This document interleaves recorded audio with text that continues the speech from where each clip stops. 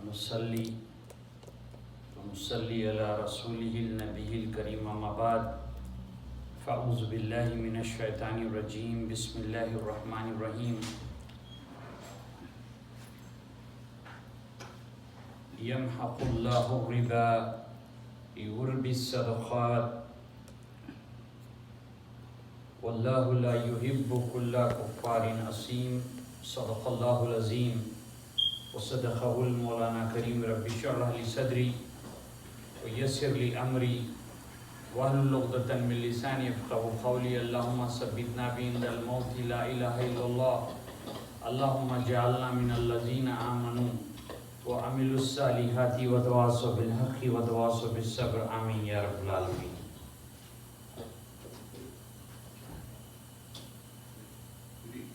السلام علیکم ورحمۃ اللہ. سورۃ البقرہ آیت 276. آج درخواست کی گئی کہ موجودہ حالات حاضرہ سے جس طرح سے معاشرے میں سود کے معاملات میں جو کمیونٹی کافی حد تک اپنی عام زندگی میں گزر بسر میں استعمال ہو رہا ہے، سود کا دینا یا لینا، یا پھر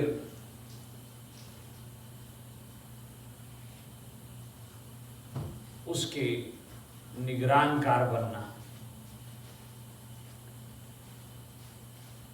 تو اللہ رب العزت اس آیت میں فرما رہا ہے کہ وہ سود کو مٹاتا ہے اور صدقات کو بڑھاتا ہے. اور اللہ رب العزت نہیں پسند فرماتا گنہگاروں کو. چند مندرجہ ذیل میں نے اس کے پوائنٹس نوٹ کیے ہیں، کیونکہ سود کی یہ جو آیتیں ہیں سورہ بقرہ میں، اس سے پہلے آیت میں اللہ صدقے کا ذکر فرماتا ہے،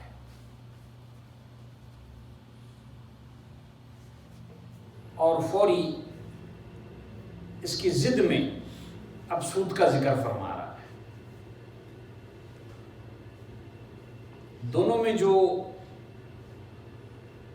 مشابہت رکھی ہے کہ ایک عمل سے انسان اپنے آپ کو تباہ کر لیتا ہے اور دوسرے عمل سے اپنے آپ کو بچا لیتا ہے روز قیامت کے دن کے لیے.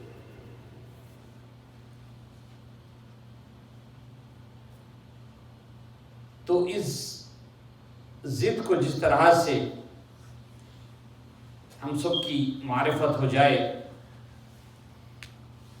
تو اس کے کچھ پوائنٹس میں نے ایک بر صغیر کی بہت بڑی تفسیر سے نقل کیے ہیں. اس کو بیان کرنا مزبانی کیونکہ عادت نہیں ہے مجھے دیکھ کے بولنے کی، لیکن اس کے باوجود صاحب تفسیر اگرچہ کچھ الفاظ میں اونچ نیچ ہو جائے تو وہ میری طرف سے گستاخی ہوگی، تو میں نے اس کو نقل فرما لیے. تو پہلا جو پوائنٹ حضرت نے اس پر اپنی تفسیر میں کیا ہے کہ صدقے میں انسان کسی ظاہر اور دنیاوی معاوضے کے بغیر ضرورت مند کو اپنے مال سے کچھ دیتا ہے اور اپنے مال کو کم کرتا ہے. اس کے برعکس سود میں انسان ضرورت مند کو قرض دے کر ایک مدت معینے کے بعد اس سے اصل رقم سے ایک معین زیادتی کو وصول کرتا ہے اور اپنے مال کو بڑھاتا ہے۔ تھوڑی سی وضاحت کر دوں، جب سود کا ڈیفینیشن بیان کیا گیا کہ ایک شخص پیسوں کی ڈگار پہ بیٹھا ہے اور وہ بڑھتے جا رہی ہے، کم ہونے کی کوئی امید نہیں ہے، اسی لیے ہم جب کبھی بھی دنیاوی کانٹریکٹ کرتے ہیں، کاروباری معاملات ہوتے ہیں، تو اس میں شرط ہوتی ہے کہ نفع بھی ہو نقصان بھی ہو۔ ایک طرفہ آپ معاملہ داری نہیں کر سکتے ہو کہ ہمیں صرف فائدہ ہی ہو۔ یہاں پہ اس کنٹری میں اس کو پھانسی اسکیم سے بھی مخاطب کیا جاتا ہے، جیسا کہ ہم نے گزشتہ دیکھے ہیں شکاگو لینڈ میں بہت بڑی سن رائز ایکویٹی کے نام سے جو پھانسی اسکیم ہوئی تھی، اور اس سے بھی بڑی $50 بلین کی نیو یارک سے ہوئی تھی۔ شخص برنی میڈوف اپنے 4 ریلیجس لیڈر، جس میں 2 پریسٹ اور 2 رابائی کو لے کر ان کے اپنے ممبران سے اس کو انڈورس کرتا ہے اور اس کے بعد بہت بڑا غبن کرتا ہے۔ تو جس طرح سے شریعت میں جو سختی کی گئی ہے، میں نے خصوصاً اسلامک کنٹریز تو نہیں، اس کنٹری میں اس پہ سختی دیکھی ہے۔ وہ اتنی لمبی جیل کا شکار ہے، اس کی اپنی اولادیں خودکشی کر چکی ہیں ڈپریشن میں آ کر۔ سورہ عاشوراء کی ایک آیت ہمیشہ یاد آتی ہے، وَمَا أَصَابَكُم مِّن مُّصِیبَةٍ فَبِمَا كَسَبَتْ وَأَيْدِيكُمْ وَيَعْفُو عَن كَثِيرٍ۔ اللہ رب العزت 70 ماؤں کی محبت رکھتا ہے، کتنا تو وہ معاف کر دیتا ہے، لیکن تمہاری اپنی ہاتھ کی کمائی ہوئی کمائی کا غلط استعمال وہ آپ کے لیے مصیبت بن جاتا ہے۔ اسی لحن میں دوسرا پوائنٹ حضرت نے بڑا اچھا چنا ہے، صدقے دینے والا بلا معاوضہ اپنا مال دیتا ہے، اس کو کوئی معاوضہ ہوتا ہی نہیں صدقہ دیتے وقت، جبکہ سود کھانے والا بلا معاوضہ دوسرے کا مال لیتا ہے۔ صدقہ دینے والے کے مال میں اللہ برکت دیتا ہے اور سود کھانے والے کی برکت مٹا دیتا ہے۔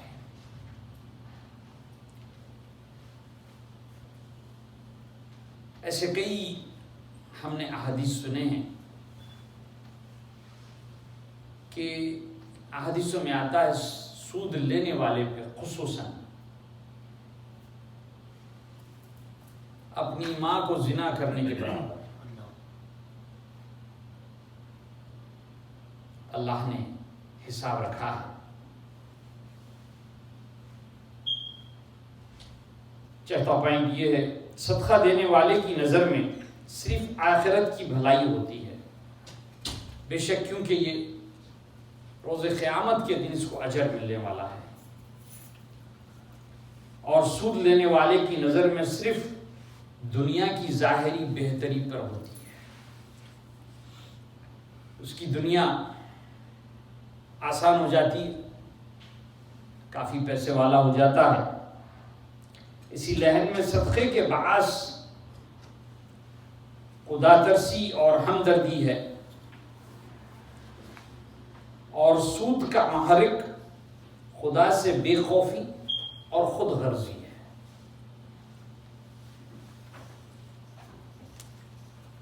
چھٹا پوائنٹ ہے، صدقہ دینے والا مشکلات میں مبتلا لوگوں کو سہارا دیتا ہے۔ ایک ایسا اللہ رب العزت نے نظام بنایا ہے کہ اگرچہ سارے مسلمان 1.6 بلین کم و بیش اگرچہ اپنا صدقہ نکالے، آج کی تاریخ میں کوئی بھوکا سو نہیں سکتا، کوئی ننگا پھر نہیں سکتا، اور کوئی بھی پریشانی حل نہیں ہو سکتا ہے۔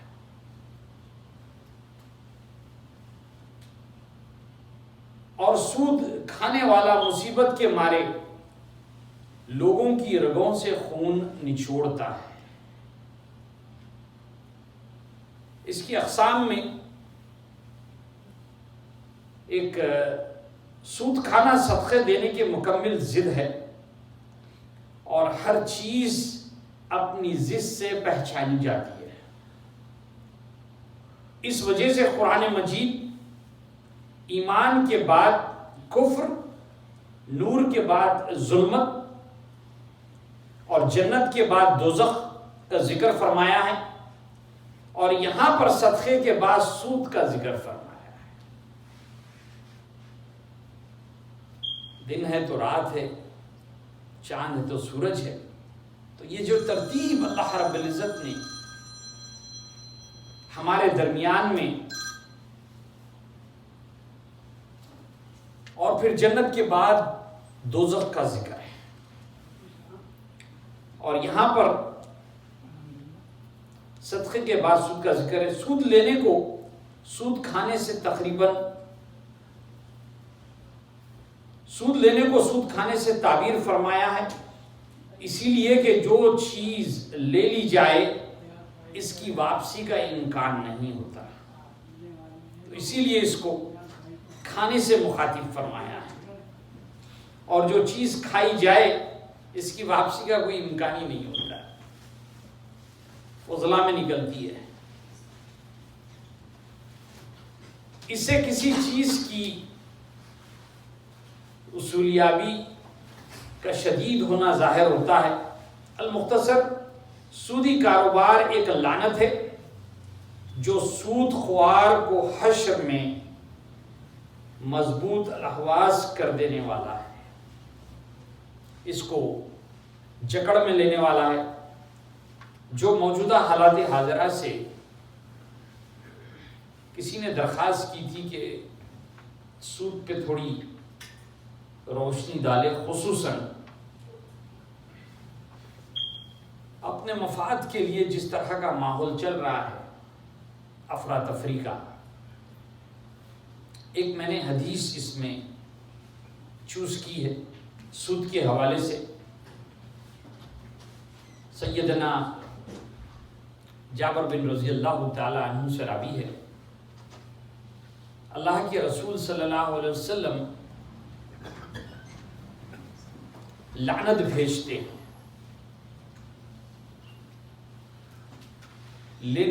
لینے والے پہ، دینے والے پہ، اور جو اس کو رجسٹر میں منتقل کرتا ہے یا اس کا نگران کار بنتا ہے یا اس کے گواہوں پہ اللہ نے لعنت بھیجی ہے۔ اور جیسے کہ ہم دیکھ رہے ہیں کہ میں نے بذات خود کئی مساجد میں دیکھے ہیں کہ جیسے ہی آپ مسجد میں داخل ہوتے ہیں بڑا سا اسکرین ہوتا ہے سارے امریکہ میں، اور وہاں پہ لکھا ہوتا ہے we accept Visa, Master, American Express and Discover card. یہ 4093 صحیح مسلم کی حدیث ہے۔ اس میں اس نگران کار، اس ریکارڈ کرنے والے پہ بھی لعنت بھیجی ہے اللہ کے رسول صلی اللہ علیہ وسلم۔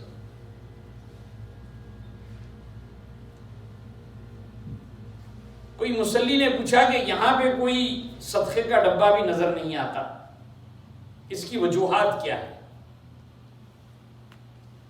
اللہ کے نبی صلی اللہ علیہ وسلم جب سارے معاملات کی تکمیل کر کے مسجد نبوی جو آخری اپنا ایک ٹیسٹ،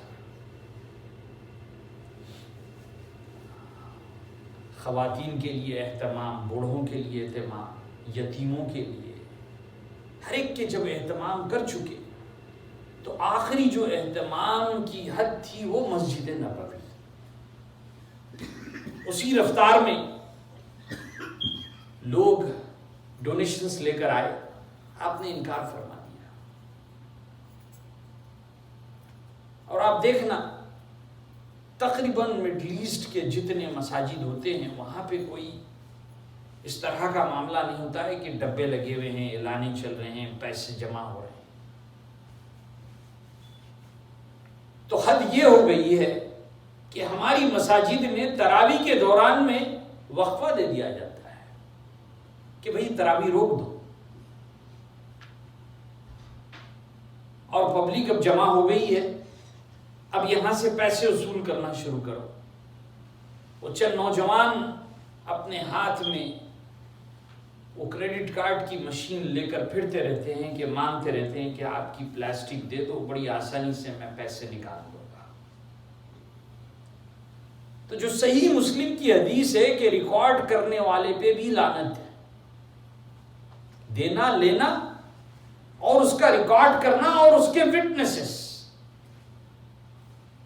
جیسے کہ ایک انتظامیہ ہے، وہ سارے وٹنس ہو گئے، ان پہ بھی لعنت ہے۔ تو یہ شخص نے پوچھا کہ یہاں پہ ڈبہ نظر نہیں آتا، تو جواب بڑا مختصر ہے کہ صدقہ آپ کے مال کا میل ہے، ڈرٹ، اور جو زکوٰۃ ہے وہ بھی آپ کے جو جسم کا میل ہے۔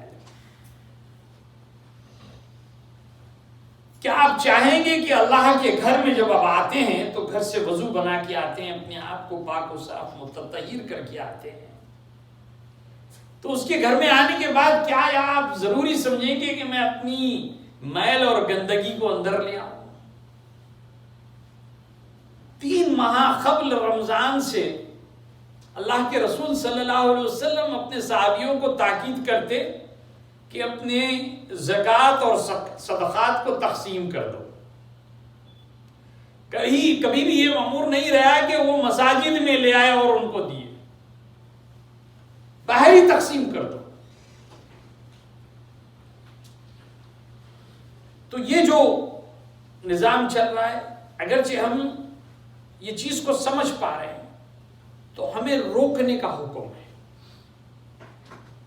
کنتم خیر امت اخرجت للناس تعمرون بالمعروف وتنہون عن المنکر۔ اگرچہ آپ دیکھو کہ کوئی غلط ہو رہا ہے، ورنہ آپ پوچھ کے حقدار ہو روز قیامت کے، آپ کچھ نہیں کر سکتے، مینجمنٹ کو تو بولیں فون کر کے ولا حول ولا قوت الا باللہ، آپ نے جو سود کی ماں ہے وہ مشین لگوا دی لا کر، اور آپ اس صحیح مسلم کی حدیث کے مطابق اس کے نگران کار بن گئے، اس کو ریکارڈ کر رہے ہیں۔ اللہ رب العزت ہم سب کو اس سود کی لعنوں سے محفوظ فرمائے۔ اللہ رب العزت ہماری آنے والی نسلوں میں اس کی ذہن نشین کرے دوبارہ، کیونکہ اس ملک میں بڑا آسان ہوتا ہے کہ مجبوری کے عالم میں انسان، ہر کوئی انسان اس کے شکنجے میں آ جاتا ہے، لیکن اس سے نکلنا بھی ایک بڑی کامیابی ہے، اس سے پاک و صاف ہونا بھی۔ اللہ ہم سب کو، ہماری آنے والی نسلوں کو اس سے پاک و صاف فرمائیں۔ وآخر دعوانا والحمد للہ رب العالمین۔